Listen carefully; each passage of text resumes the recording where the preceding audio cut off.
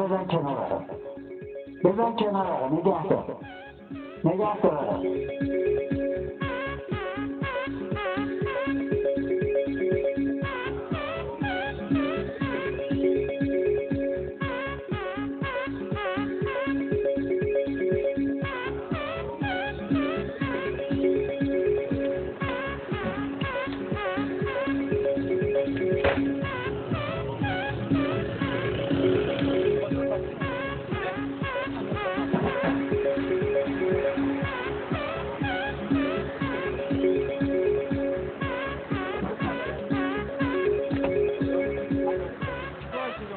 لطفا این مدارک بدید. بفرمایید.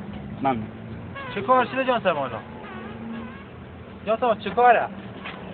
اجازه بفرمایید. بله اجازه بفرمایید. چه کاره بابا؟ شماره ماشین میخوام یادداشت کنم. اجازه بفرمایید. جناب سرور لطفا. ما تمام نکنیم پول الان هر گاراژ مرم هر چی مایی جریمه به شما و میگوید چجوری خودی ماشین جلو ما بگیرید. شما به اون کارا کاری ما نداشته. فکری چیز این ماشین چوری جلو لطف کنید بیاین ماشین رو هدایت کنین گاراژ. ایرانی هم میره بلکه نگاه کنه بابا گاراژ نبرید ما توضیح میدم به شما.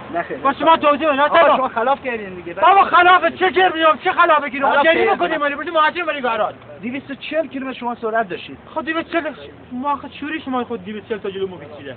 شما چند تا رفته؟ کمربندم نزده بودی. لاینا هم بدون چهار راهنما. شما چند تا رفته؟ شما 250 تا متر جلو ما میگرفتی دیگه. این ماشین چند تا راه میره؟ کنترل محسوسه. این چجوری این ماشین راه میره؟ شما خودت الله 240 تا سرعت خودی جلو اون بگرفتی ها؟ جلو اون ماشین این چند تا راه میره؟ یا چرا؟ من صحبت کنم خود شما چجوری خودی 240 تا سرعت جلو ما بگرفته؟